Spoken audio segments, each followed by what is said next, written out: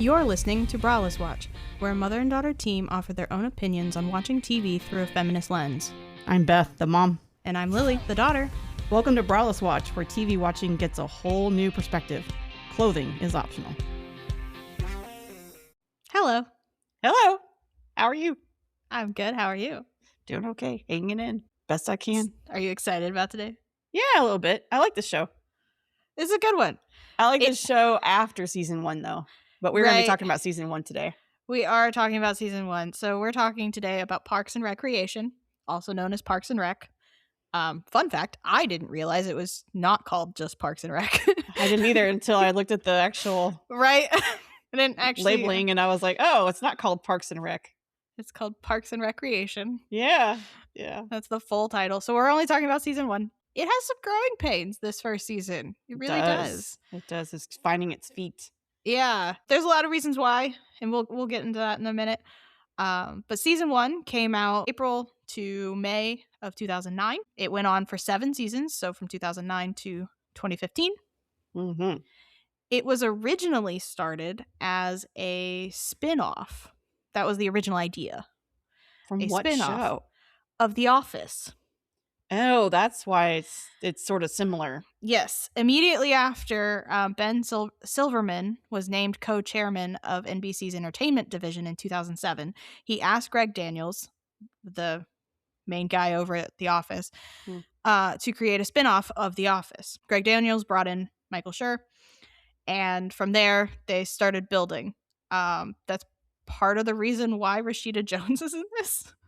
Oh. Because they were going to do a spinoff with her character, Karen. Yeah, from The Office. There.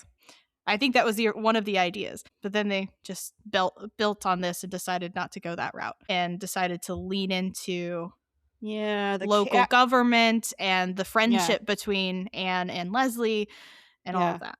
I was going to say the character Karen, not the same as Anne. No. Completely different character. No. Yeah. But this first season in general was criticized for being too much like The Office. I can see that. Yeah. So I can see that. Specifically, it was Leslie's character being too much like Michael Scott. Ditzy and not super intelligible. Oh. And yeah. Well, that's interesting. I never compared the two characters like that. Right. Which led to recharacterization and a little bit of changes in season 2. Yeah. I would say that Leslie's missteps are very similar to Michael Scott's missteps. In this first season, definitely. Yeah. Also, the communication style is very similar too. And when she's talking to constituents and that kind of thing. The other piece that they took out from Leslie's character from this season onward is her desperation to have her mom's approval. Yes. That's very evident in this first season. It is very, very evident. Yes. And you can also see how the mom doesn't support her daughter in being in government, even though she's had a 30-year career in government. She didn't want her daughter to follow her footsteps, ? I don't get that. The other thing I was thinking too, when I first started watching the season 1, I was like, it seems like Leslie just got put into this position. Like she hadn't been there long enough. Right. Because she's always asking questions about how things work or where she needs to go or whatever. And she just hadn't quite got her footing yet. So it seems like she's brand new to that position in this season. Is not true. As you find out later in this season in the reporter episode. Yeah. That's not true. She's been in this job for a while. Yeah. That doesn't make any sense. Right. The other thing about this this whole show, they never explain why they're being filmed. Right? That never comes up. The only piece of that comes up in the final bits of the first episode when Ron asked the camera, "Did you get a grant for this?" And then it cuts to the next thing. Yeah. There are some interesting camera angles. I will say after this, it becomes less like that and less mockumentary piece. I mean, they keep it, but it's less looking through windows and things like that. Mm-hmm. Okay. More in keeping with actually documenting their job, I guess. It's more like they stopped following The Office, like, because that's an actual mockumentary where it turns into something, that there was a goal at the end. Yeah. This never nothing happens from that. Yeah. They never explain why they're filming. Nope. Nothing ever comes up from that. I have to say that Parks and Rec is not as cringy. Correct. For me. And that's largely because in The Office, it was Michael Scott that was the cringy one, really. Truthfully, yes. I know, because I've been watching The Office, and then I watched this for this episode to do the podcast, and to have the two of them in my brain at the same time. It's kind of a interesting juxtaposition, the two of those shows. Right. Yeah. So I also want to just highlight here how each actor brings their own spin to their character, and it's really difficult to compare equally like that, because every actor, and even Rashida Jones brings a different side to Rashida Jones, right? To her character Karen versus her character Anne. So yeah. Yeah, a lot of the casting came down to originally it was going to be about Karen's character, and then they just decided not to go that route. I'm glad they did a completely different show. Yeah, me too. But that led to some growing pains, like Mark Brandanowitz. I did not like his character at all. Fun fact, neither did he. Oh no. He spent most of the time trying to figure out his character and then just left. Oh no. He couldn't figure out the character, so he left. Okay, I'm going to say this in the most endearing way, but he just comes across as a general white guy. Because that's what he is, and that's how he was written. Yeah, just this. And that's why there was nothing for him to work with. He was like, I've got nothing. But do you know how many of those are copied over and over in this misogynistic world that we live in? I mean, everyone knows a Mark Brandanowitz. Right. Everyone knows one. Fun fact about Nick Offerman's casting. He originally was up for Michael Scott. No way. All right, I can't imagine that, but he auditioned for it. I can't imagine him playing. Wrapping my head around that. Yeah, Nick Offerman playing Michael Scott. I can't see it. I could see him being a branch manager in the show. That makes sense. Coming out with a cup, like he does in Parks and Rec, with a cup of coffee and stuff. Right, he just appears. Checks on things, goes back to the office. I can't see him pulling off a Michael Scott though. Right, he couldn't pull it off. That's why he didn't fit the character, so they never went forward with it. So there was a lot of casting things like that. The only casting that didn't happen like that was Jim O'Hare playing Gary, or Jerry. It changes a lot. Yeah, it does. And then Retta playing Donna. They were brought in. They really liked the actors and were like, we'll just figure you out later. We'll figure out the characters later. Wow. I mean, that kind of explains Donna Meagle's arc a little bit, because at the beginning, this season 1, Retta does not look like Donna. No, and she doesn't have hardly any lines of those quick whips that she has with her quick wit. There we go. Quick wit liners that she has.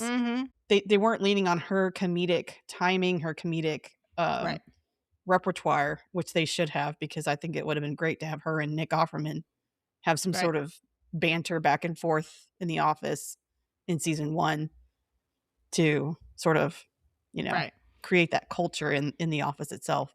Yeah, within the Parks and Rec office. Yeah, especially with Aubrey Plaza playing April.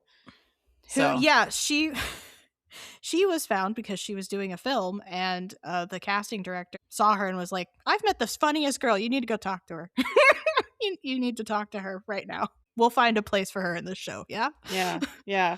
She fits. Promise.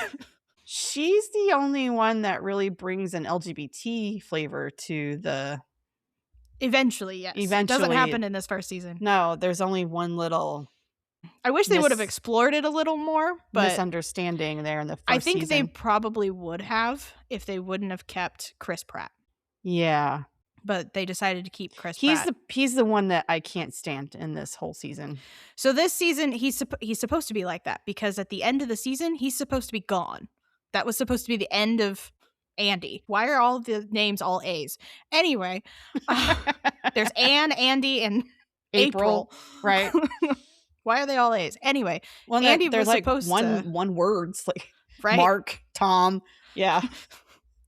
Anyway, Andy was supposed to be this season and done. He wasn't supposed to be past this, but they liked Chris Pratt so much they reworked it and reworked his character. I'd like to ask why. What in his performance did you like the most? Because that was shit. It was absolute shit comedy is what it was. Yeah, I'm not a big fan of Chris Pratt anyway. Juvenile. He's all right in this show.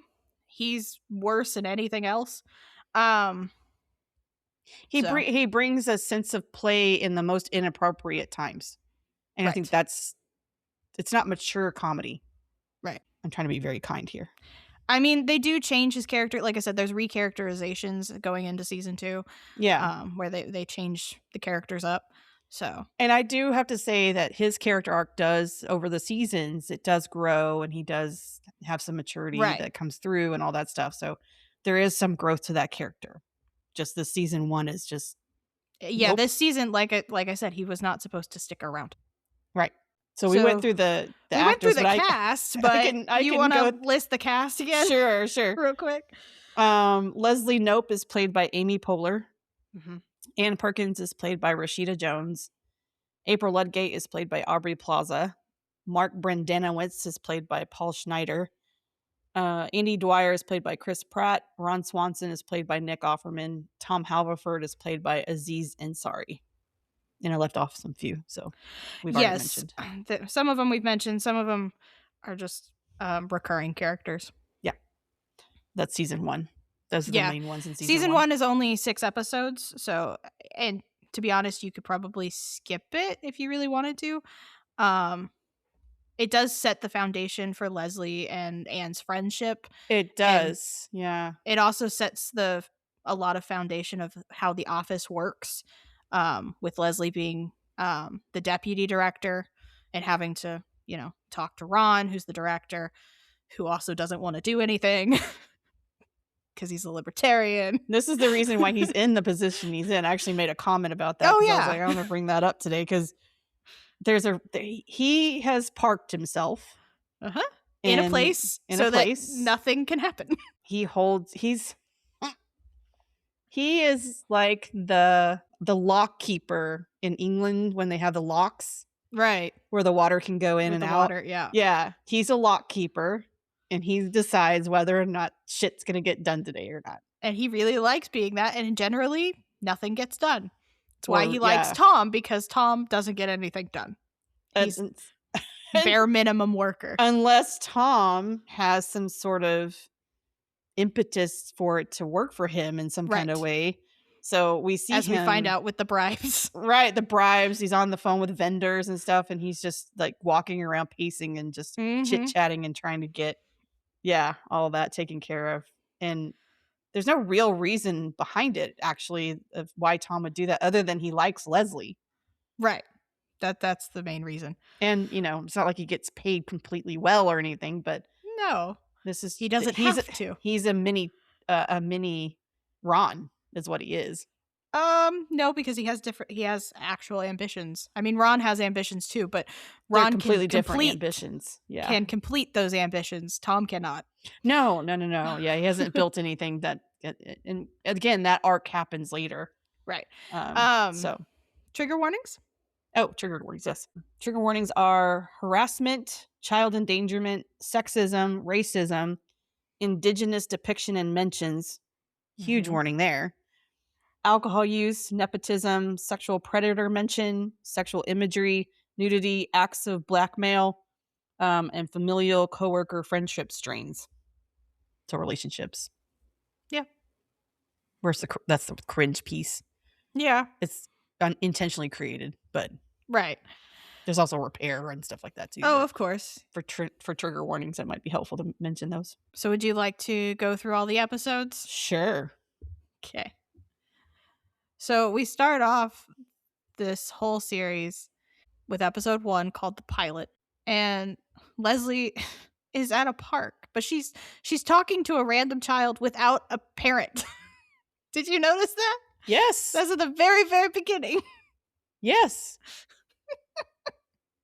And her costuming is this, it's like Jackie O kind of, yeah. She consistently wears pantyhose. She does. And throughout the whole first season, I don't know if it's past that, but she is always wearing pantyhose. Even when she's wearing pantsuits, she is wearing pantyhose. Fun fact, her mother is as well. Oh my gosh. That's why. Wow. That's why. Wow. Pantyhose in 2009. Who wears pantyhose anymore? I don't know. In 2009, it looks like they would have been not as formal. I don't know with the government jobs, though. There might have been some quote unquote market research to find out if pantyhose are still a thing. I have to say, it was really weird. Just side note, in this first season, Ron wearing suits. Yeah. The whole time. Yeah. And his office was weirdly decorated too. Yeah. They had to switch it around. Like I said, there was some recharacterization once they hit season 2. Yeah. His office is, we'll count his office as its own character. Okay. Sure. That's funny. Anyway, so she goes around, tries to interview kids about their satisfaction of the park, I guess, that they're in. And then someone reports to her, I guess they know her because it's a small town. Yeah. Yeah. It reports to her that there's a vagrant that's, or somebody, there's a man. Yeah. An adult asleep man in the slide. Asleep in the slide. And then she goes after him with a broom and her feet and all kinds of things trying to get him out. And it was really funny because Leslie, the character, is trying to be nice. And women do this all the time. You try to start with nice and then you can hear the octave change in her and she goes to like a mom voice or something. And she goes, okay, we're going to have to get you out of there. Like you have to go. Yeah. She gets too frustrated with him. You start talking faster. Yep. Yeah. So then she just starts to really annoy the man. She does that. She gets him out and there's little celebration, literally. Right. It seems like that problem is a reoccurring problem. Yeah. It is a recurring problem. But this first episode is mostly about, it starts off with doing public forums, which is basically the public can complain to the government. I don't know why the Parks Department would need to have a public forum on a regular basis. I don't either. I think maybe this might be a part of Leslie's character, though, that she wants to stay in tune with the constituents of her beloved city, right? I guess. I wrote this multiple times. She's overzealous too often. Yeah, I don't know. And she jumps the gun all the time. Yeah, she's making too many decisions ahead rather than actually doing the slow pace of government, which, that's Ron tries to slow her down a bit. Even Mark tries to slow her down. Even Anne says something about how I didn't think anybody would respond ever. Right. And then Anne said something because they were celebrating about having the committee and all that stuff. And Anne said something about having the pit filled in 2 weeks. This is like surprise that they could even do that. And then that didn't happen. It didn't happen because that's what Leslie wants to happen. That's how she wants the government to work. But that's not how government works. No. There has to, and she finds that out slowly over time. Yes. And there is a conversation, but it's late in I think the last we'll get episode. There. We'll get there. Yeah. About that. But yeah, Leslie is very excited about her job. She's very passionate about her job and her position she holds. And it didn't. And she's very excited about this pit. She is. Ron said something about a woman, when she gets a bone, she just wants to, the dog toy. Chew toy. Yeah, she just wants to keep chewing on it. And I think that's kind of the hook for me, is that she saw a problem and there's some kind of visual attraction or some kind of other maybe attraction. it's not romantic attraction to Anne, the character, about wanting to do the right thing for this person. And then she's like, I want to be this person's friend too, right? And I get that because those of us who are neurodivergent, sometimes we have an extroversion that comes out so passionately and we get so excited that we become friends really quickly, even though the other person doesn't really identify with us as friends. Right. So there is some misstep there. Anne's like, oh, she is kind of ditzy, but I guess she means well, right? Right. She does say that to the camera. Yeah. So Anne's not quite to the friendship stage yet. No, she finally gets to the friendship stage by about episode 3. Yeah. So we'll talk about that once we get there. Yeah. But so anyway, there's this whole pit, and Anne is at the public forum because Andy fell in the pit and broke both of his legs. Right. And Andy is Anne's boyfriend. He's just awful to Anne. He just is. Everything he says, everything he does, he's just awful to Anne. Because it's all about Andy. It is all about Andy. So annoying.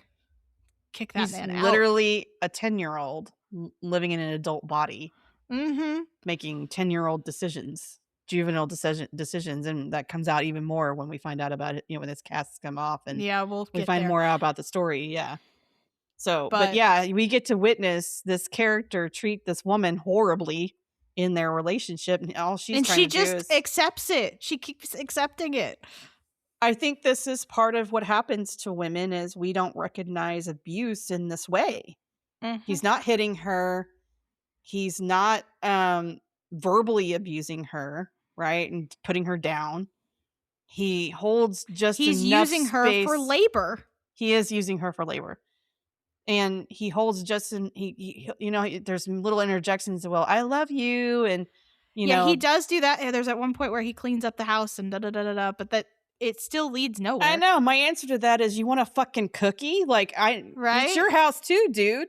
Right? She shouldn't even have to fucking ask you. Right. Exactly. Just fucking do it. Yeah. Anyway, Andy's not great. I'm not a fan of Andy, especially this season. Right. But eventually Leslie goes back to the pit, goes to look at the pit, and tries to go into the pit and then falls into the pit. Right. And then has pictures taken of her that are... Of course. Yeah. It's very April to take for those photos. Oh, yeah, of course. Yeah. She's building her blackmail folder. No, I'm kidding. She's not. That's not. I mean, kind of. April it's more of a collage of harm. That's more her. April is Parks and Rec's Wednesday. Yes. A little dark humor, absurdity. I love the scene. This is later in the seasons too, in the episodes too, where she's calling her sister, "You better pick me up, or I'm gonna write all over your pants." And she's already written all over the pants. She's already drawn on her jeans. Yeah, we'll get there. I love that scene. That was great. But it's an okay first episode, I would have to say. It does really set up the characters pretty well, but it's just not super funny. No. Yeah, and I love physical comedy. But this one just didn't hit right. It was weird. Yeah. So I'm with you. I think this could have been a little bit better. I did have a note how Leslie judged Shauna. That's the third episode. We are in the first episode. How did I must have written that in the wrong. It's literally listed under episode 1. That Shauna is not in this episode. Okay, I must have moved my mouse when I... We will talk about Shauna in a minute. That's funny. Okay. Let me go up a line. Okay. Oh, wow. Yeah. Anyway, so this first episode, it's not super great, but it does set up the characters. There is a fun little thing at the end with them drinking champagne. Yeah, that's what I was talking about, where Anne is still trying to figure out if she wants to be friends with this person or not. Yeah. She's still trying to figure that out. So. Figure out that Leslie likes to drink. Yes. I do have a trivia thing for this episode. So one thing is that Leslie likes to name drop, especially politicians. I have a whole list of those. So I didn't do any of the politicians, but you did. Yeah. I don't have them by episode. I just have the name drop. I just wrote name drop and then it had all the names listed. Oh, okay. You want to just do them all at the end? Yeah, I can do that. Okay, because they're mostly all politicians, I will say that. Episode 1, though, there is also a name drop of Laura Linney. That's at the public forum. One of the guys goes, I have opinions on Laura Linney, and gets cut off by Leslie because Laura Linney is an actress and a director. That his opinions on Laura Linney mean nothing to anybody in that room. But she's won a bunch of awards, including Tonys. So, super cool. Yeah. I know who Laura Linney is. I grew up. I know you know, but maybe the audience doesn't. No, I bet the audience probably doesn't. Same with the other people probably listed too. Probably know her name, but anything else for episode 1? No, I have comments for episode 2 that are coming into mind. That's what we're going into next. Yay! Episode 2. I'm on track. Canvassing. So we start off this episode with actually a pretty funny cold open of the Easter egg hunt. Yes. With no Easter eggs. Right. Because Tom didn't hide any of them. Our government tax dollars at work. Leslie's congratulating him on making it so hard, and he just I didn't do it. Just looks at the camera and shakes his head. You see kids crawling all over the place trying to figure out where the eggs are. Not finding any eggs. Poor kids. No, because there's nothing there. There is nothing there. I looked up why do we do Easter eggs or Easter hunts, egg hunts for Easter? Why? What is the purpose of that? I know that eggs and rabbits have to do with fertility, like the symbolism for those two eggs are things. A symbol of rebirth, specifically. Rebirth? Yeah. It's like Jesus coming out of the whatever cave. He's fucking zombie now. An egg is not rebirthing. That's what I'm following the internet. I've looked at multiple sites to double check that because I was like, that can't be right. But yeah. Okay. It's a symbol for resurrection of Jesus specifically. Because you liberate the egg out of the shell? I don't know. After you've cooked it and dyed it. Mm-hmm. Yeah, that makes sense. So do you eat it to be energized by the rebirthing? Is that what the whole deal? It was started in Eastern Europe and then eventually spread over time. The actual hunting for eggs. Do we have an origin of whoever, the idea? No. Because I'm going to go out on a limb that a man made this. Oh, probably. There are theories that it came from Martin Luther, but nobody knows. It's probably most that they can say is it started in Eastern Europe and then it was. Do we have a time frame? 16th, 17th century. Mm-hmm. 17th, 18th century is when the British government started bringing it into their. And 400 years later, we're still doing it. We still have kids looking for rebirthed eggs. Yeah. Okay. Like I said, trying to find origins of anything like this is whew. But I was like, what is the purpose of freaking eggs with Easter? You'd like to think that the internet is full of truth. It's not. The truth is out there. The truth isn't out there. Nobody knows. We're all just lying to each other. Probably in some ancient text somewhere.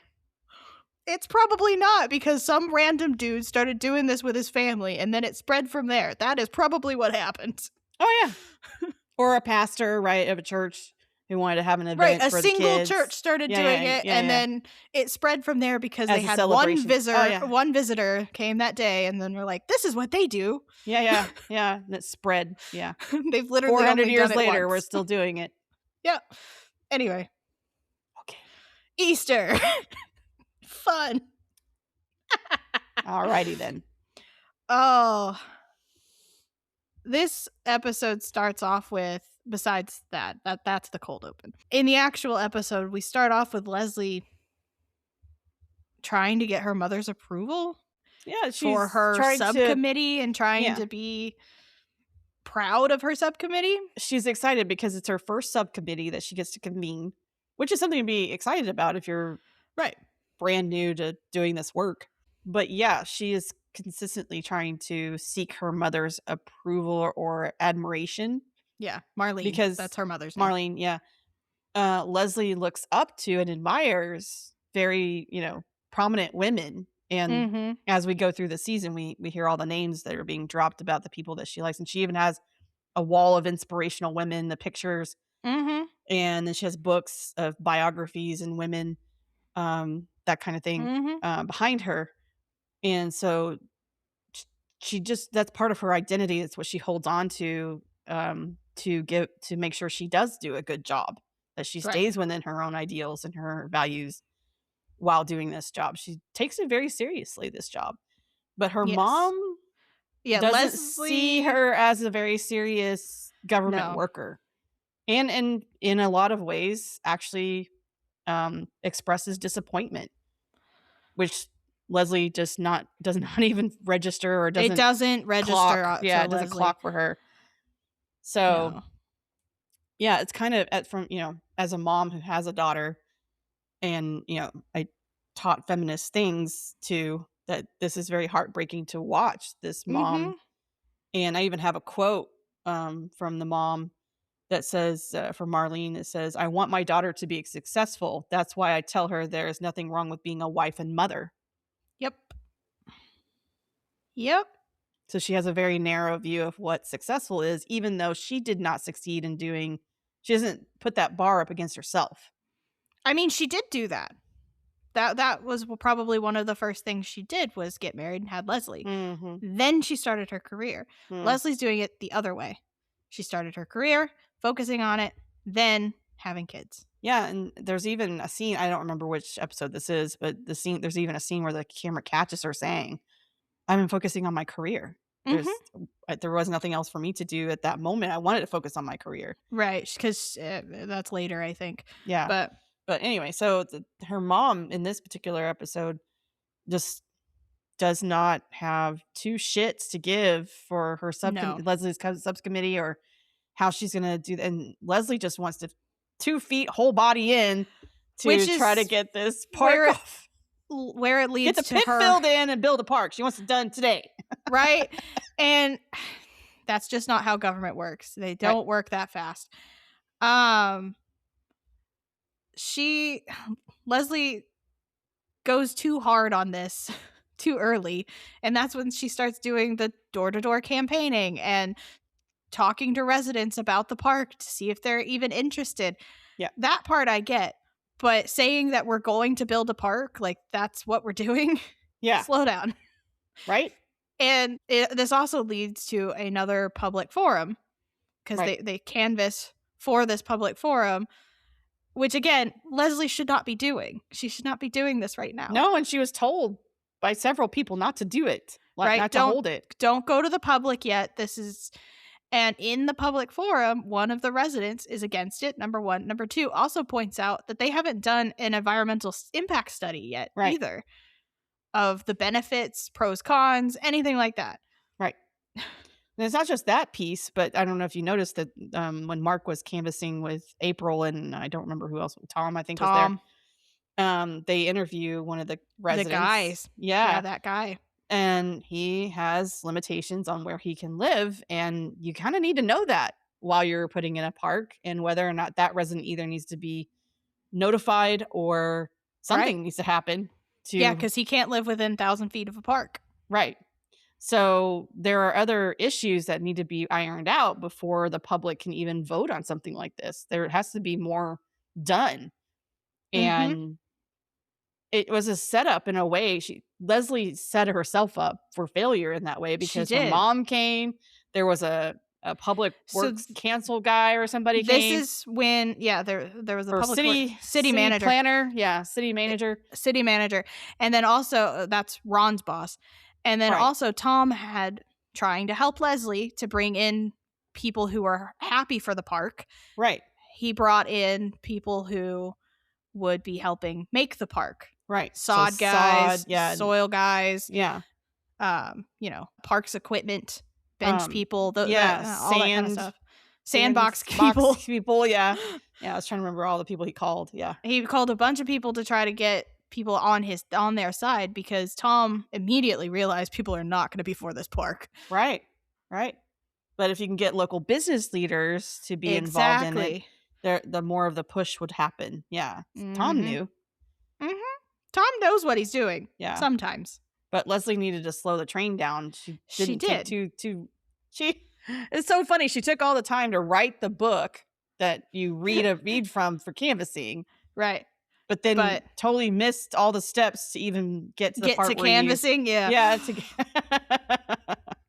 So. But she pulls through, and in the final, little bit, she filibusters her own meeting with her own stuff, as well as getting the public to throw comments at her until the time is up. Right? Yeah. She has them all line up and yell at her. Uh-huh. Yeah. And then Anne makes a comment about, I hope I wasn't that hard on her when I did that. Because that was like an episode before. Right? Yeah. I've never done that. I've never been a part of city government like that and gone. No. Neither have I. Not like that. I voted, but I've not done that. No, I vote. Yeah, for sure. But I'm not. Get out and vote, people. Right? If you take anything away from this particular podcast, go vote. One thing we didn't talk about was, so Tom leaves Mark and April after that guy because Tom's going to go try to get businesses involved. And so he literally runs away. It was really funny because April goes, he runs weird. And Mark just responds with, yeah, he does. But anyway, Mark and April end up back at Anne's house playing Rock Band. Yes. With Andy. Yes. And April has a hoodie over her head. Like she has long hair and she's like rocking. The fabric's moving. He has a popped collar. Mark popped his collar up. I think. Anyway, but Rock Band is a series of rhythm games. It involved musical instruments, microphones, lead guitar, keyboard, drums, vocal parts, all that kind of stuff from different licensed songs. And then it's similar to Guitar Hero, made by the same company. But the whole point was to match the game. I wonder if that's still popular. So the last game that they made was in 2017, and it was Rock Band VR. Oh, wow. So, I don't know. Hey, if you want to be a rock star, there's your ticket in. Something else in this episode was Leslie tries to filibuster by reading The Phantom Tollbooth. Personally, I've never heard of that. Nope. So I had to look it up. So The Phantom Tollbooth is a children's fantasy novel written by Norton Juster, first published in 1961. It's a real book? Yes. The story follows a bored young boy named Milo who unexpectedly receives a magic toll booth that transports him to the once prosperous but now troubled Kingdom of Wisdom. Along with a dog named Talk and the Humbug, Milo goes on a quest to the castle in the air, seeking the kingdom's two exiled princesses, Rhyme and Reason. As Milo learns valuable lessons, he finds a love of learning in a story full of puns and wordplay. Ta-da! So that was the book she was going to read at her public forum. I can't imagine why this was not turned into a Disney Pixar film. I am surprised it hasn't been turned into any film. There's not a lot there. What, you don't want a princess named Rhyme and another one named Reason from the exiled Kingdom of Wisdom? Not with a magic toll booth? Yeah, that's a weird choice. No. It's a weird choice. The guy who wrote that was high. Oh, probably it was the 60s. 1968. He was high. 61. 61. I just said 68. 61. But yeah, probably. It was the 60s and 70s. Little Toca reefer there. Get that one out. Oh, no, probably magic mushrooms. Let's be real. Oh, okay. Need some psychedelics in this. Reefer's not going to cut it. Woo! Not for this. How do you start with a magic toll booth? By going through a toll booth? I guess. Okay. Wow. Anything else for episode 2? No. Okay. Episode 3, The Reporter. This is where Shauna is. Shauna, Malway Tweep, makes her first appearance. She is a recurring minor character throughout the whole series. I didn't realize she started out in the first season.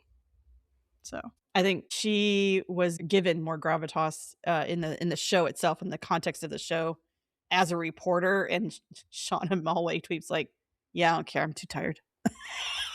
She's a reporter. She's just trying to get something written to get to her editor, right? She just wants it written and just get it off her desk, right? She doesn't care about your project as much as you care about your project. Exactly. She barely cares about her own job. So funny. She's one of the few journalists in Pawnee, right? Which is a fake place, by the way, in Indiana. It is, yes.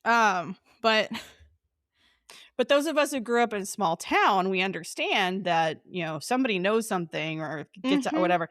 It's going to go around town. Somebody's going to say something to somebody, and then it's all going to be around town. Leslie should have done this first.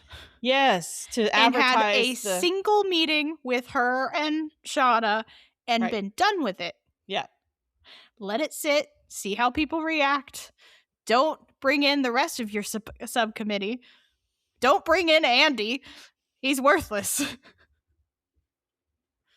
Yeah, because they find out that when Shauna is interviewing Anne and Andy, Andy lets slip that he was drunk the night he fell. Yep. He was going after a toaster he didn't need. Right. And so it's his own negligence that he also mentions that Anne is on birth control. Why? Who knows? Oh, wait. I know why. It's because Anne was reprimanding him because he didn't tell her he was drunk and had, what is that called? Drugs at the hospital. He was given basically pain medicine at the hospital. I can't remember the word. Yeah, Anne was is it oxy? No, it was, he was put under anesthesia. He was put under anesthesia for his legs. Yeah. But he was drunk, so... And Anne didn't know. And she's like, we would have never put you in anesthesia if we knew that that can really harm you. Which, okay, can we just put a little reality to this? They would test your blood to make sure that you weren't drunk before they would give you anesthesia.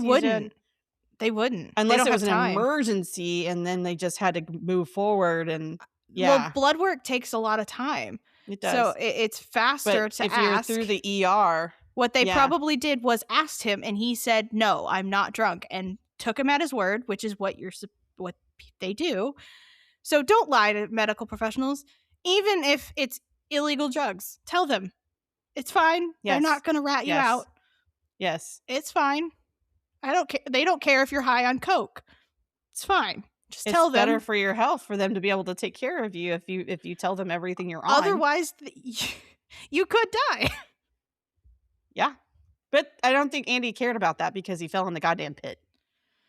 Andy never cares about anything. I don't think Andy has that kind of there's a thrill seeker side of people, right? That they don't really take into account that the risk they're taking could potentially end in death.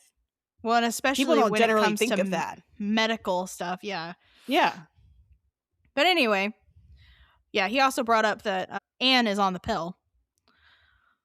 Random information that did not need to come out. It's because he mentioned that she drinks while she's on the pill, which she was like, "That's fine. I can. That is something that can be done."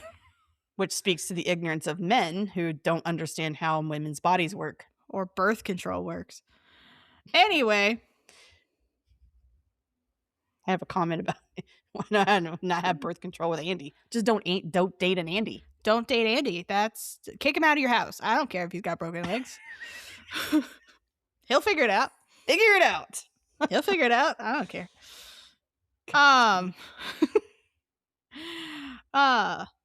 But this, so that happens, and then Leslie starts to get cold feet. Leslie gets terrified that they've ruined this interview. Right. And so she brings in Mark. Yep. Who tries to smooth things over and ends up going on a date with her. Yep. And spends the night with her. Well, she spends the night with him. Which, unprofessional on her part, yes. Unprofessional on his part, yes. Could it be fine? Also, yes. But he talked about the pit. He did while they were together. Interacting with one another. Yes. So he thought things were off the record, which he didn't get clear boundaries on. It's a journalist. If you don't say off the record, it's not off the record. But also, just don't talk about the pit. Right? Just don't talk about the pit, the park, any of that. Boundaries, man. Boundaries. Boundaries, ethical lines. It could have been fine. It could have been just fine. Oh, yeah. I mean, them going on a date, them sleeping together, all that's fine. Could have been fine. There's little no unprofessional to do it right at that moment with the article coming out. A little bit. I don't even have judgment against that. It's the talking back and forth about the intersection of how they know each other. They shouldn't be discussing that right then. Right. Especially during shenanigans. Shenanigans. That's what we're going to call it now. During shenanigans. And so Leslie becomes upset. But Leslie at first is upset for the wrong reasons. This has been a continuous thing that we haven't talked about yet, but she thinks there's something between her and Mark. Yeah, because they got together and slept together 6 years prior. 5 years, but yes. Or 5 years prior. But there's nothing there. There's nothing there. Yeah. This is where Michael Scott's situation seeps in a little bit. Is a little too much. Yeah. Where also Leslie just assumes there's a relationship. She did it with Anne too, where she assumes there's a relationship. I've met you, now we're friends. Well, there is no gap in that.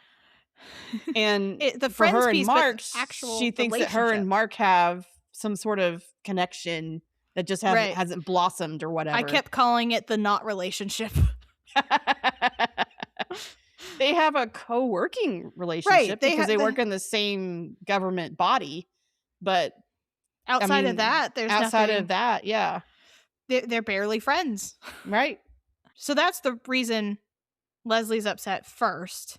It's manufactured jealousy, right? When there's nothing to be jealous about, right? Which then this is what I was saying earlier about. She judges Shauna.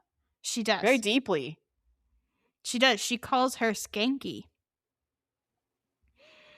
very quickly, and I don't agree with that. I don't agree with it either. I don't think it's right. No. Judge her on her professionalism, sure. She showed up in the same dress she wore yesterday. Okay, right. A little unprofessional. I can see how that. A little she showed up 15 minutes late. She was late. She doesn't have a pen.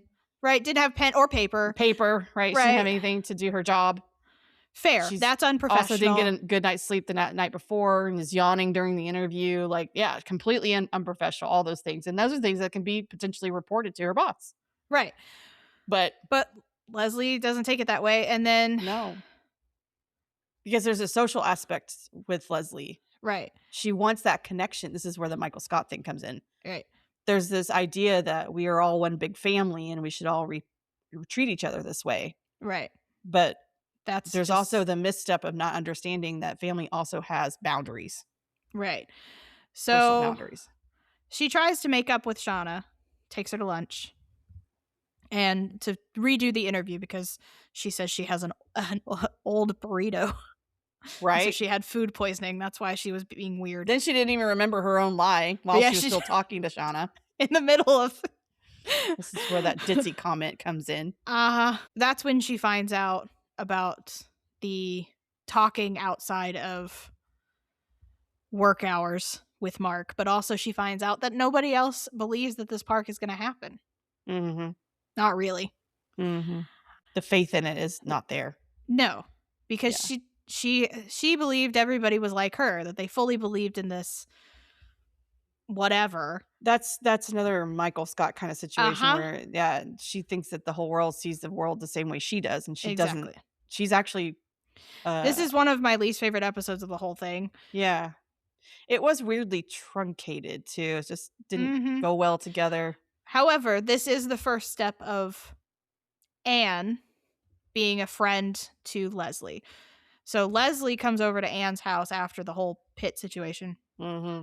Interview after at the pit. To Shauna, yeah. The first time or second time.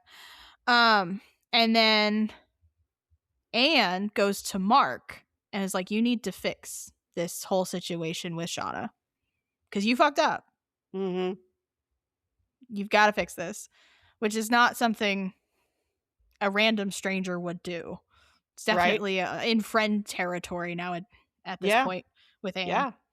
Well, and also Anne has a side agenda here. She wants that pit filled. She does. She does as a first responder nurse, right? She works at the hospital. She sees the danger. And it's not just danger to adults, it's danger to children and animals and all kinds of other things. Mm-hmm. So, she's really wanting to get this done. So I think that's part of the reason why she goes to see Mark too, is that we got to get this on the ball here. Let's get this rolling. Right. Get something going. Yeah. Yeah. Stop trying to stop the works by this shenanigan crap that you're doing. Right. That's not working right now. Yeah. Anyway, anything else for episode 3? No, I just think Shauna got the short end of the stick. She did. Wrong end of the stick. That is a continuous thing for Shauna. Poor Shauna. Shauna. All right. I will say, people like Shauna, you have to have ethics of yourself. Right. In order to then have people treat you better. Just going to say that. Right. So if you see yourself in Shauna, go to your therapist and talk about boundaries. Boundaries, friends. Everybody has them. Everybody should have them. Hold them. Right. Okay, episode 4. Boys Club. This is another one where it's not my favorite. I like the cold open. Oh, yes. I wrote this has to be based on someone's real life. Yes. Someone had to have done that. So what Leslie and Tom are going to look into is there have been reports of teenage boys digging out bags of dog poop and throwing them at each other. Leslie doesn't believe this is happening. Neither does Tom. That's why he's there. Only to find out it really is happening. It really is happening. And then Leslie gets involved and starts doing it. Which she didn't have to. No! Then she finds that she's like, this is kind of fun. So she just keeps doing it. Which, isn't this what the park rangers are for? Yeah, they have a whole parks department. And I would imagine there's field people that are out in the field. There are uniforms field people, and things like that. And then there's people that work in the office that then dispatch the field people, right? Yeah.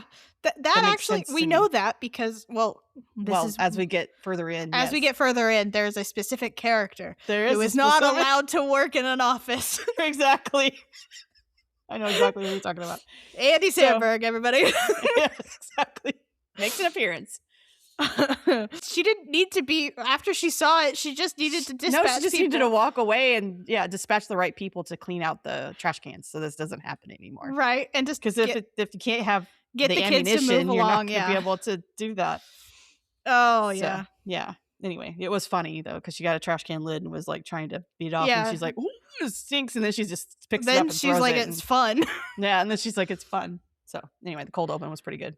This is also the episode when April draws on her sister's jeans. It is. These little clips that Natalie was late for picking her up. Right. It's so funny. Yeah, and then the video comes out at the end too about she was bored and wanted. And she put the video on the website for the park. Yes. So we'll get there. But so this whole episode is there's this boys club, quote unquote. I don't see it as a boys club, actually. It's more of the whole city is they hired only male city planners. Yeah. And they just happen to drink on Tuesdays. Yeah. That's more of the city's problem. It's not really a boys club. Yeah, no, it's not. And the way that Mark's like, come on over. You can come and chat. And they were fully happy. They were fine with it. Yeah, there was, so which makes it not a boys' club. It's just the matter that there's only men that show up.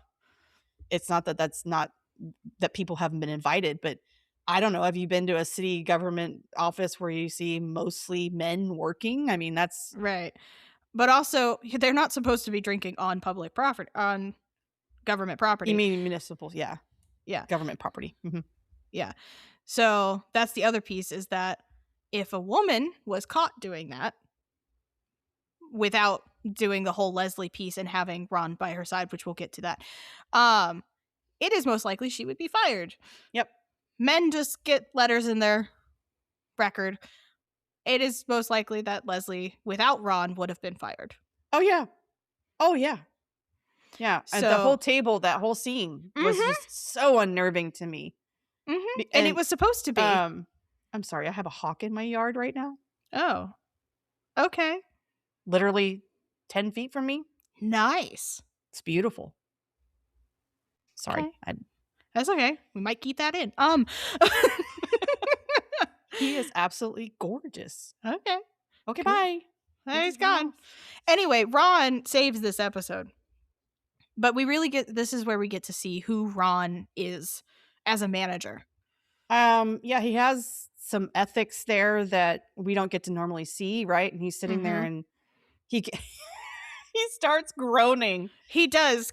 And I think before that, Nick Offerman adds before that. We even get before that piece, because Leslie has this whole write-up of what happened, and she's got it written out. She's going to read through it. And Ron cuts her off and is like, it's just the city planners. They get together on Tuesdays to drink beer in the courtyard. And one of the guys goes, nobody's supposed to drink beer on government property. And he's like, it's not my department.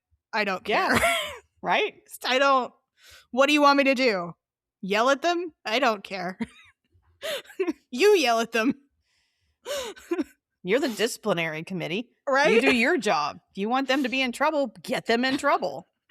Don't push it to me. Ron might be the highest ranking officer in that little courtyard, but he doesn't care. Highest ranking. That's not public official. Right. That's what I meant. And it's not something that Ron is interested in holding any. No. He doesn't care. No. If they were harming things and breaking things, I think he would Ron care. might step in. Yeah. But they're not doing anything. They're just not blowing making off some a mess. They clean up after those. He doesn't care. No. But so this is where you get Ron later. You get Ron as this time goes on. He's groaning about this whole thing, this whole situation, as they keep asking her repetitive questions. Right. The guttural groan is so Ron Swanson. It's very Ron Swanson, and I love it. And I don't think that Ron saw, the character saw that he's talking to three men. Maybe he did and got that sort of. So the thing about Ron is that he doesn't care about gender, race, or anything like that. It does not matter to him. No, he cares about the person and how they work. Yes. That is it. Yes. Yeah. And we find more about that later. Right? Of course. But right now, that's why he's inherently a feminist. Yeah, because he doesn't come across as a feminist, No, he's a very burly man. He's a very burly man. He's very gruff, very I don't give a shit, ideas and rough around the just, edges. Yeah, a little bit rough around the edges, but he just wants things to work well.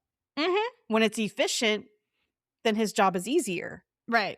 And if you're taking away Leslie, you're making his job less easier. And that's not what he wants. This is when we get his line. He says, Leslie has never broken a rule in her life, to the point that it's annoying. Yeah. If you want to slap her on the wrist, go ahead.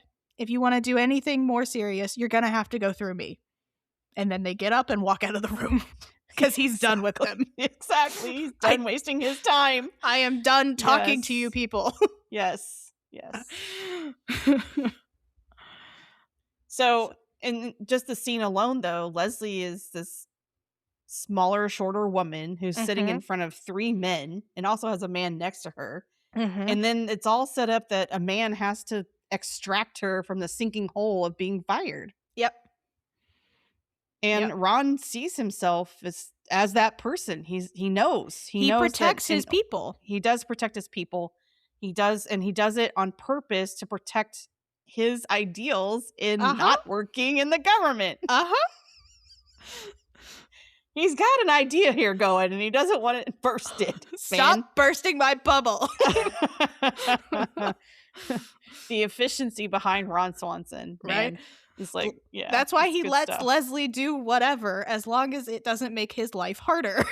Leslie is like a Tasmanian devil, and every once in a while he has to rein her in and say, stop. Stop moving. Think about what you're doing. Yes. Get the right people, and then go about doing your Tasmanian devil stuff. One of my favorite things in this episode, though, is Leslie finally opens up to Anne about Mark, the whole situation with Mark. Yeah. My favorite piece of that is Anne's face when she's talking about Mark, because she says it, she's like 5 years ago, and Anne's face completely changes. It's like, what? What is wrong? What is happening? Yeah, because she was empathetic when she's like, because she didn't realize that she had feelings for him. Right. No, that they slept together, and then she's been holding on to that for 5 years. And like, oh, what? That's what her face says is, okay, why? I mean, it just goes to show, Rashida Jones is a wonderful actress. Yeah, just love watching the differences in facial features and stuff with that. We also get this line: smart woman, iffy choice in men, but then again, I'm not one to talk. Exactly. As she thinks about Andy. Right? Yes. Yes. Oh, gosh. This is also the episode where Andy cleans the house for Anne. Yes, because so she worked a double shift, which for those of you who don't know, that is 16 hours. Yeah. So after a 16-hour shift, she went and talked to Leslie. Yeah. That's friendship. She's at friendship stage now. Yes. She did it. Yes. Took her a few episodes, but it was pretty quick. I mean, I think this is actually one of the storylines that goes pretty fast. I mean, it's a pretty... The only problem with it is that Leslie's the one that causes her own issues in this whole episode. Yes. She reports on Michael herself. Scott kind of situation. Yes. Yeah. Let me tell on myself. Let me Yeah.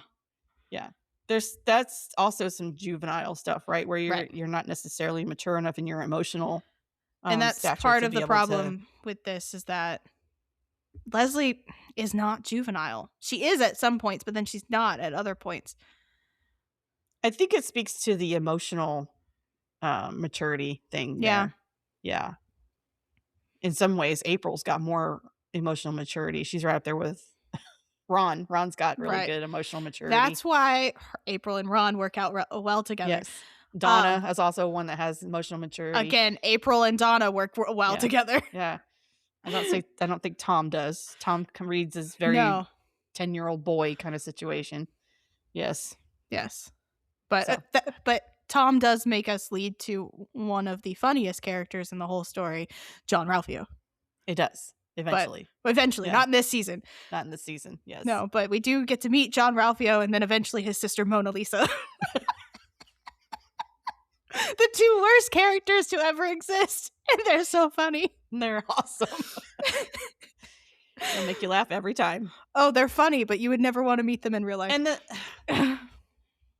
the juvenileness that John Ralphio brings, if you compare that to Andy, John Ralphio is working a system. That's the thing. He's got an agenda. Smarts. He's got agenda. Yeah, it's always... There's a reason behind it, not just to exploit you, right? That's part of it. That's part of it. But it also leads somewhere else. It does lead somewhere. There's a benefit to it in some way. Mm-hmm. Like, it's possible that you're part of that benefit too. Like, come along with me. Right. Andy's just focused on getting whatever himself he needs and get. Yeah. Anyway. Okay. Anything else for episode 4? No. All right. Episode 5. That's the banquet. I have to say, specifically the hair of Leslie, I don't know how they did that. They pinned it all up under her head. They did. You have to remember the shaft of her hair is very fine. It is. She does have we really don't fine have hair. that. We have very thick shafts you and I of have hair. But it was very impressive what they did to her hair for the banquet. There's a lot of times she may be actually wearing an extension or something back there to make it fuller. Probably. Because she may not have enough to actually... Probably, but to get still, that hairstyle was probably pretty easy, I would imagine. It's still impressive to make it look that short because it looks like they cut it when they didn't. Like they cut it, yeah. So the hairdresser did a really good job. They did a really good job. The whole part on the side with the part with the pompadour piece. Yeah, yes. And then she wears a suit. She hadn't worn a suit, it would have been great. She wears a suit and told Anne that it's like the Oscars but better. And so Anne had to like dress up super. She would have been much better in the black dress. Yeah, because she was originally wearing like a little black dress, simple, elegant. Yeah. And then so she puts on this purple, sparkly. Is it purple or pink? But yes, it's magenta. Like magenta. It's magenta. We'll go with both. Bright magenta. Yeah. It has a satiny kind of dress. It has some rhinestones in the rhinestones area. And yeah. She's all dolled up. She's like, I am overdressed. Yeah, and then she walks in with her arm looped into Leslie's arm as if they were a couple. Because then everyone thinks they're a couple. Yes, for the rest of the night. The councilman, that random guy, that councilman guy, he's like, it's okay, and I'm like, so you're closeted. Yes, maybe he said, I wish I could be like you. Right, he said that first, and then later he's like, it's okay, you two fight just like regular couples. This is the only LGBT flavor in this first season. Yes. There's another little scene where April's like, we don't date, we just kind of make out sometimes. He's super gay. Yeah, that's her boyfriend. That's her not boyfriend. Yeah, or we'll not get to that. Boyfriend. Right. That's in the next episode. 2 incidences of LGBT. Yeah. Of this particular season. Anne does have a great line of, this is my evening. I'm Leslie's trophy wife. Yeah, exactly. I wrote that down too. She's like, what is my life right now? Right. Oh man. Because at that point, Andy still has his casts on. Right. So she's using this as a outlet for social stuff. Right. To get out of the house. Right. Yeah. Because at first I'm like, why would she be going to the banquet? But she goes because Leslie has now found a new friend and wants Anne to come, and Anne kind of knows some of the people. But Anne's there and she's questioning herself. She's like, why did I even come? Well, I don't know anybody here. She also wanted to just get out of the house and have a reason to get dress out of the house. And yeah. all that kind of stuff. Just and human, right? She thought Mark and Tom and everybody else would be hanging out with her. Yep. And they leave her. They leave her, and Ron is devouring and so focused on bacon wrapped shrimp. His first favorite food wrapped around his third favorite food. That's his quote. And Nick Offerman's face, like, so much joy. And he says bacon wrapped shrimp the first time Anne walks up, and she goes, no, thank you. And he goes, I wasn't offering. He was talking to the bacon wrapped shrimp. He was just excited. It's the only reason he went to this banquet. He said he'd go to a banquet for Somali pirates if they served it. So that also tells you who Ron is as well, because he loves food, and that's a continuous thing. Yes, that does specifically with meat. Yes, specifically with and meat. bacon. Just bacon. Yeah. This episode is when Marlene, Leslie's mom, is being rewarded for her long time work in the public service. So we get more of Marlene. Her mom is a piece of work. Yes. She's not out to protect Leslie. She's not really teaching her anything that's viable or worthy. No. So Marlene convinces Leslie to butter up a zoning board committee lady. That's what I wrote down. Zoning board lady. Yeah, and then tries to get Leslie to blackmail her with the leverage of knowing Yeah, the zoning lady's husband had a DUI. DUI in a different state that she's trying to keep hush-hush. Yeah. The thing is, Leslie doesn't have these skills. But Leslie is also super ethical, and that's what Anne was trying to say. Mm-hmm. This isn't you. It doesn't fit you. Yeah. Right. This isn't who you are. That's why Anne ends up leaving. Yeah. They get in a little tiff, too. Yeah, that's when the councilman comes over and says, you fight like regular people. It's fine to fight like regular couples. Yeah. And I was actually surprised that Leslie took that moment to kind of jab at Anne, because Leslie is like, I'm so happy I have a friend. You came and came with me to this banquet and all these things. And then she ends up hurting her back and telling her, well, you're with Andy. Tell me about that. Why are you with Andy? Why are you with Andy? And Anne even points out later that she had a point. Yeah. She has a point.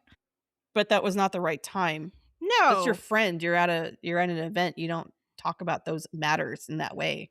It's not appropriate. Just seems like Leslie lost all kinds of ethical thinking. Anne was right to walk away from all that, because that was too much to And Leslie eventually doesn't follow through. Right. With it. She does bring it up, but she doesn't follow through. She fails at it because she doesn't have the right skills to do blackmail.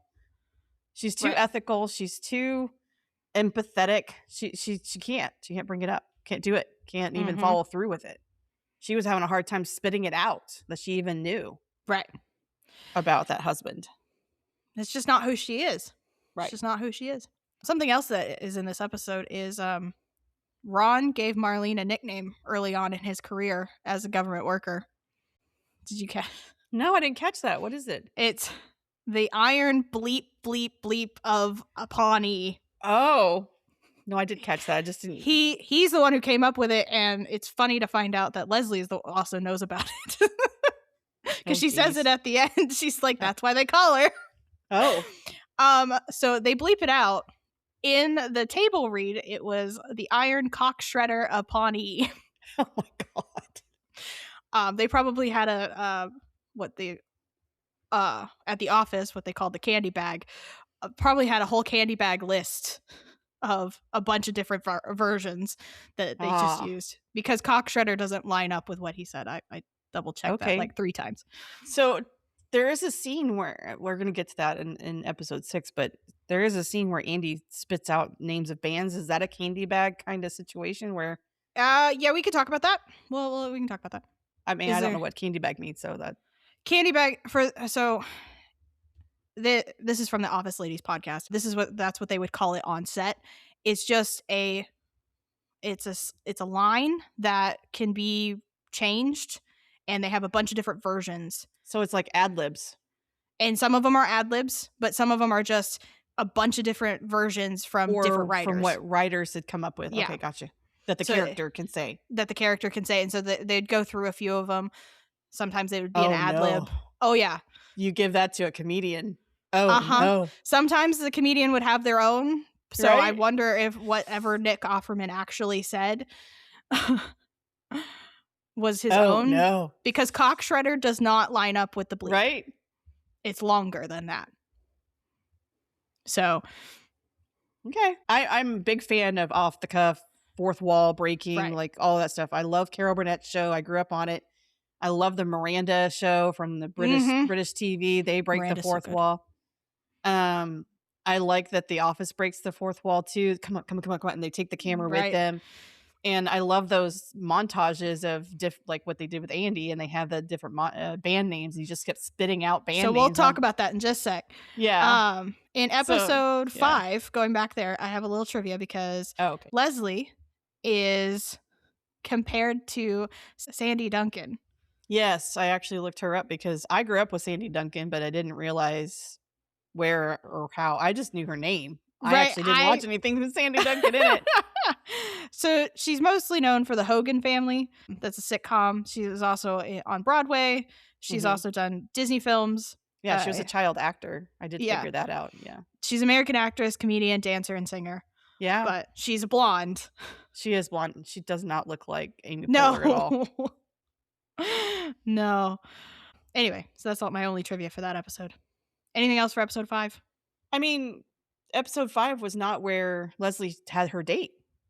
So Sandy Duncan got actually mentioned in episode 6.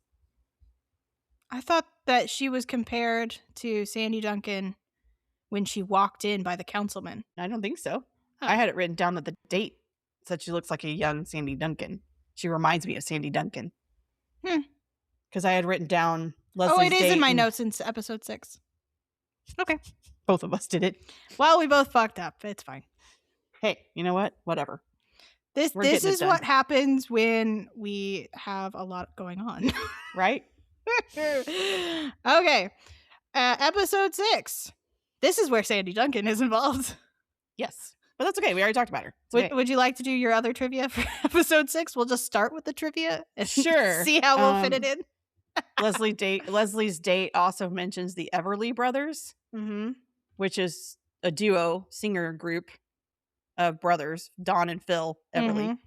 And they're actually credited with the beginning or the origin of country rock music, like the mixture of the two, because they would do rock and roll, country, and pop, and they would mix them with a acoustic guitar and a steel guitar. So that's what they are credited for. Okay. But it's back in the day because they have black and white pictures when I looked them up, and I don't remember what the date was. Probably in the 60s. But y'all have 60s. Google. You can Google that shit. Y'all have Google. But anyway, that's just a little trivia for that. But the dude is old enough, right, to have lived with Sandy Duncan, and as part of his and the Everly brothers, which is likely on an album somewhere, like a vinyl. A vinyl. Yeah, he also finished college in 1968. That was mentioned because Tom asked him. I love it. He's showing the pictures to her. And he's like, "This is my son, or my grandkids, son, and this is my daughter or granddaughter. She's the same age as you. She's the same age as you." Oh God, yeah. Okay, so Marlene sets her up on this date. Her mom sets her up on this date. I don't know what Marlene was thinking. Because this guy could be her grandfather. Yep. Really? He's from Eagleton too, so it's somebody she didn't know. Yeah, and Eagleton. And Marlene's her excuse, reason, whatever, was that this guy likes codes just as much as you do, like government codes and the ethics of government and stuff like that. Yeah, that was her reasoning for putting them together. Leslie goes because she thinks he's going to help with the park with zoning codes. Yeah, for the park. She misread the situation because she fully trusts her mom. Yeah. And she really got to stop doing that. Right. Again, boundaries, people. Right. Also, just wake up to it, man. What, find approval in yourself. Why are you still at I don't know why she stayed. She should have just left and gone to the concert. Think because women are trained and conditioned to lead with nice. No. Stop doing that. Stop leading with nice. Lead with mean and then go nice. And I think we've talked about it on the podcast before, the difference between nice and kind. Right.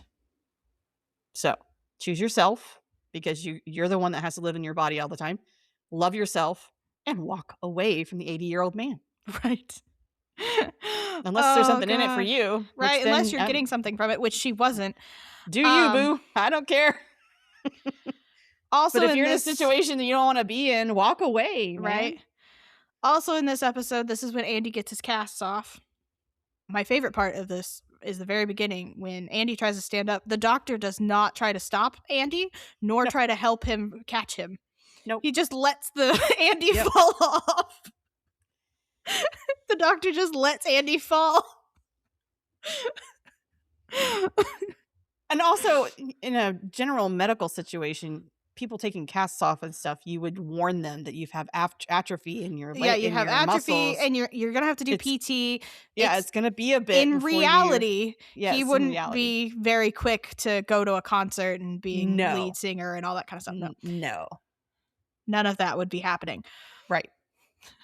Also, you can't walk on 2 broken legs the way he did. Right. Just that wouldn't no. You can't put weight on 2 broken legs like he did, especially if he had to go under anesthesia at the beginning, right, and had surgery or whatever. That just no. There's a lot of things wrong with that whole situation that I just won't go into because there's a lot of medical I'm sure the issues. medical professionals out there are like, that's not how you do that. Exactly. But Andy finally has a gig with his band, which has gone through multiple names. Mm-hmm. So some of those that were, like you said, rattled off, some of those were just Chris Pratt. Some of those were the writers. Okay. It's a huge list of names, and I think most of them actually were Chris Pratt. Wow. Yeah. Okay. He went very vulgar in some of them, so. That's common for Chris Pratt of that time, not Chris Pratt now. Okay. Chris Pratt now is a religious nut. I wondered how far you were going to go with that. I'm not going to say much more. Religious nut, and that's as far as I'm going to go. Google that shit. You can look him up. Yeah. Anyway, Anne finds out that Andy could have taken his cast off 2 weeks ago. Mm-hmm. I feel like she would have already talked to the doctor because they work in the same place. HIPAA, probably. Possibly. It's very likely that either Anne didn't ask. That's also possible. Because she trusts Andy to do what's right by his own body. Which she shouldn't have done. That sounds like an Anne thing. Yeah, but she shouldn't have done. No, because he doesn't. I mean, it's very evident he fell in the goddamn pit. Right. He can't take care of himself. No. So. But she finds out. She finds out, yeah. And the reason she didn't talk to the doctor is multiple reasons, I'm sure. Probably. Maybe they don't intersect in this, maybe, who knows? Areas. Yeah, who knows? So, but yeah, she gets pissed. She gets pissed. She is done with men. Because Mark tries to talk to her / hit on her as well. Clueless. Yeah. Dumbass. I'm surprised she didn't just drop kick him. Right? Why didn't he just say, yeah, I'm trying to hit on you? Right. Like, why didn't he just come right out? And then he's just like trying to skirt around. Right. What, to save face? Because your face isn't saved, dude. No, it's not. You've already stepped in the shit. You stink like a dog. Like, get out of my face. Done with men. She's done with Andy. She's done with Mark. She's done. Right. That leads to her eventually breaking up with him. But not in the not in this. Not in the bar scene, no. Not at the rock show. All of the songs that the band played, Mouse Rat or Scarecrow Boat or whatever the fuck. All the songs were written by Mark Rivers, who plays the band's drummer. Oh, nice. Okay. And then, except for the song called Anne, that was the song that was, that was... Song on the fly is what that was. Well, that was Chris Pratt. Song. He wrote that. Wrote, quote unquote. One word. Yeah. La da da and Anne. Yeah. That's really what the song was. Anyway, also in this episode, Ron goes to the bar with... I just read the note about Ron and I was laughing. His ex-wife Tammy's sister. So this has to be Tammy 2's sister, by the way, because Ron has two ex-wives named Tammy. Yes. It's a little bit of a spoiler for the future, but that's okay. Right. He has two ex-wives named Tammy. Tammy 1 is much older and Tammy 2 is about the same age. So I'm guessing that's Tammy 2's sister. Yeah. And that also makes sense for her to hate her. Right? She sucks. Yeah. Yeah, she does. It seems like a Ron he steps outside of himself. Yeah, a very Ron thing to do because the hate for his ex-wife. Yes. He hates his ex-wives. Especially Tammy 2. Yeah. But yes. Yeah. We also... There's a lot there. Highly encourage you to watch. If the you series. Just watch Ron's character arc. Just look up on Google Ron and Tammy 2. That's all you need. That's all you get. That's very funny. That relationship's awesome. Also in this, we finally meet Tom's wife. Yes. So she's mentioned in the first episode. However, we don't meet her until this episode 6. And he still plays the field while also being married to her. Yes. We find out why later. Yes. We won't spoil that here. No, there's no reason to. He still plays the field, and she's really pretty. Yes. To say the actress, very pretty. And they did a really good job. Good for him. Oh, yeah. She's a surgeon. Yeah. Well, we find out later she's a surgeon. No, we find out in this episode she's a surgeon. Did we? Yeah. Tom says that. Oh, okay. Anyway, after all is said and done, everybody goes home. Except for Mark and Leslie. Mm-hmm. Leslie and Mark go to the pit. Can I just say, I was a little irritated because, number one, I was at the end of this season. If you didn't have any other seasons, right, it leaves the audience thinking that them two are going to get together, thinking that, right? Until the very, very, very last scene, right? Yeah. But the one thing that really irritated me was Mark's like, give me some beers to go. And I'm like, yeah, so I looked that up. Beers to local go alcohol at laws, a bar. You can't do that. No, you can't do that. Bars can't do that. However, I did look up. Indiana does have a open container public, at that time, the open container just in public law, they didn't have that. I don't know if they have that now. Okay. As long as you're not driving a car, they don't really care. So walking down the street with a beer, sure. Okay. But yeah, bars don't do that. Bars don't do beers to go. No. That's a legal thing that they can't do. Right? There's too much liability there. The other thing that was interesting in the scene when they go to the pit and they're drinking, Mark throws a bottle, misses where he was trying to land. Completely misses. And then they laugh about that, and it's funny. And then the scene goes to where they're sitting in that little vintage metal chair thing, bench, chair thing, 2-seater. Yeah. And he's drinking a beer again. And it's like, how many beers did you get? Yeah, I know. Yeah. So did they stop and get a 6-pack? Like that's more my thinking, that it doesn't, it's a little bit of an editing error or a continuity error there, but that's the only one I caught. Yeah. This episode ends, number one, Mark and Leslie kiss. Mm-hmm. Leslie eventually stops it because I think she realizes that it means more to her than it means to Mark. Yeah. Because to Mark, it means nothing. Yeah. It's just... she means nothing to him. Not really. She's a friend-ish. Nothing more than that. He has a short, empathetic... He's a womanizer. He spent a lot of time being a womanizer. He's a womanizer. Which is why Tom wanted to go out with him. He wanted a wingman. Yeah. Tom wanted him to go out with him. Yeah. So that, because he attracts... a womanizer. Yeah. Yeah. Yeah. Anyway. But he's a one and done. He's not a keeper. Not really. Anyway, after all that, Mark falls in the pit. He does. And Andy got locked out and had to... Andy didn't get locked out. Andy got thrown out.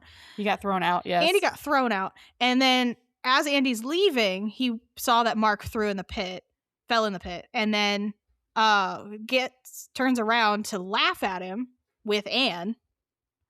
And Anne is worried, so she because she's a nurse, so she grabs first aid kit and then heads over. And Andy goes back inside. Yes. And watches TV. I don't like Andy in this season specifically. No. It's all about Andy. Anyway, that's how the season ends. It is. I have to say, this episode is the better of the 6. It is. Yeah, you can tell they're starting to get their footing. Yep, they're starting to get the characters down. They're starting to understand where everything, they're starting to get it. Yeah. In this last episode, Leslie has a quote that I thought was really poignant for 2026 specifically. Is it the flaky one? Yeah. Okay. So her quote is... So did I. Flaky is the worst thing a politician can be, or corrupt, or a rapist. Yeah. She also says that's it there. There's a lot of pitfalls in politics, but those are the big 3. Mm-hmm. Are they? Nowadays, are they? It's apropos, and it also tells you how far we have fallen. Right. In our ethics, in our empathy, in our ability. And not even 20 years. Not even 20 years. Not even 20 years. We have fallen so far as, for a sense of community, a sense of being around each other and holding space for one another. Mm-hmm. And it just, that statement alone was I ran it back and was like, poignant. Oh, wow. Yeah, I ran it back. I actually stopped it just to read the words. So I got the right quote because I was like, fuck. Yeah. Woo. Because this was in 2009. Right. It hasn't even been 20 years. All this shit even started. That's back when it actually mattered if you were corrupt or if you were a rapist. Right. People were thrown out of politics for yelling on stage. I have trivia. One piece of trivia for episode 6. That's not the Sandy Duncan piece. Okay. I don't remember which character, but one of the characters says that Al Roker is announcing his birthday, meaning Leslie's date. So Al Roker on the Today Show. I didn't catch Al Roker's name. Yeah, Al Roker on the Today Show honors viewers milestones birthdays, specifically turning 100 or older. That's the joke. And he's the second person to do that particular segment. I think so, yeah. Can't remember the white guy that did it before. I didn't look up past that. Yeah, there was I grew up with this. This was, the Today Show was like the show, especially morning TV, right? But there was a guy that did this before Al Roker did. Yeah, I'm not surprised. Tall white guy. And he did it for years and years and years. He would celebrate birthdays of people who had met 100 or above. Mm-hmm. And then Al Roker took that mantle and has continued that. They still do it. Do it. You can still, if you know somebody who's over 100 and want to celebrate them, you can submit. Yeah. Yeah. I will say that Al Roker is a black guy. So he took over for the white guy. So there's been progress, at least in that little vein of things. That is, and to celebrate the elderly, the people that have reached 100. I mean, golly, I'm at 50 and can you do another 50? No, that is a very good question. You're questioning that decision, aren't you? All right. Anything else? I was trying to see if there was anything else I wanted to share. I did have some trivia about the background of Leslie Knope's office, if we wanted to cover that. You also wanted to go over your list of people. My list of people? Your politician people. Oh, yeah. The name drops. Yeah. Let me do the name drops. Okay. Don't need a lot of detail for each one of them. They're mostly politicians. They are mostly politicians, but Leslie does drop these names. I'm just going to go through them. And if you have a question about one of them, you can ask me. But so she mentions Hillary Clinton. Yes. Sarah Palin. Yes. Nancy Pelosi. Yes. Karl Rove, which I knew the name, but I didn't know where he landed. Again, politician. I've quickly looked that up too. Yeah. FDR, which stands for Franklin Delano Roosevelt. President. 30 second. Yeah, he was a president. Michelle Bachmann. Yeah. Tammy Baldwin. Mm-hmm. Melissa Bean. That's when she's going in alphabetical order. Apologizing in alphabetical order to the females of government. Yes. And then I can't remember who said it, but somebody said Kennedy put a man on the moon. That was the quote. Oh, probably. And I was like, really? So John F. Kennedy, who was the 35th president. Yeah. He actually is credited with making a speech and declaring that we're going to put a man on the moon by a certain date or whatever. And it was in response to a space race amongst the countries that were trying to get somebody into space.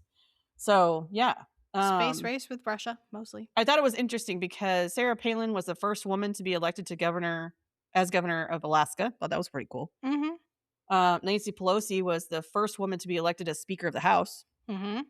And then Michelle Bachmann, Tammy Baldwin, and Melissa Bean are all representatives in the Congress. But I thought it was really cool that she did name drop people that were the first woman to blah, blah, blah. So she also name dropped really Laura Bush and Michelle Obama in the last episode. Oh, I didn't catch those. She said she was talking about style with her mom of what kind of style should she go for. Yeah. Laura Bush style or Michelle Obama? I will say Michelle Obama's got some style. Yes, because Obama was president at the time.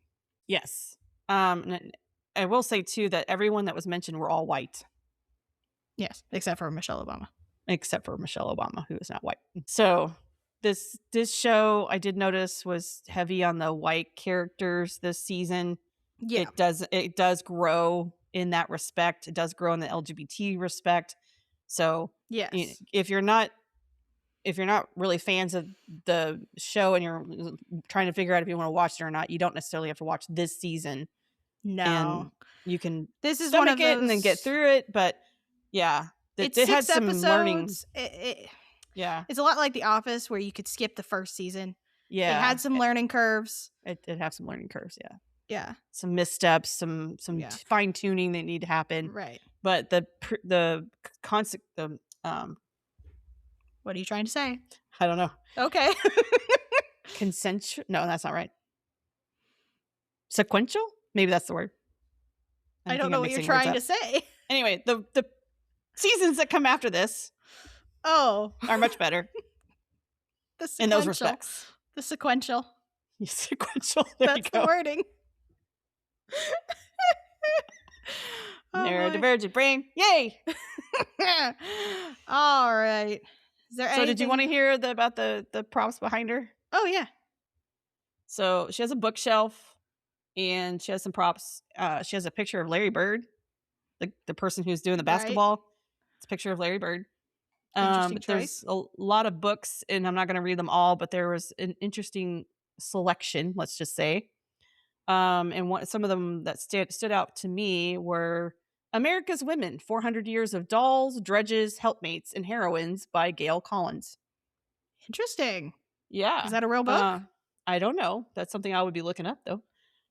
That's what this podcast is for. You're supposed to look it up beforehand. No. I mean, we're already how many hours in now? It's a couch potato episode. They're supposed to be long. True. There's one called Skywriting by Jane Pauley. I'm going to look that one up too. Oh, Mary Todd Lincoln, a biography by Jean Harvey Baker. Thought that would be pretty cool. Mrs. Ike, Memories of Reflections of the Life of Mamie Eisenhower by Susan Eisenhower. Thought that was pretty cool. This is some cool books. If they're real, hopefully they are. Yeah, I would hope so. There's one called Making the Most of Your Money by Jane Bryant Quinn. Okay. Random one that's stuck in there. Probably some help. They probably went history and self-help. Maybe. That's probably what they threw back there. These are the books that are under the wall of inspirational women.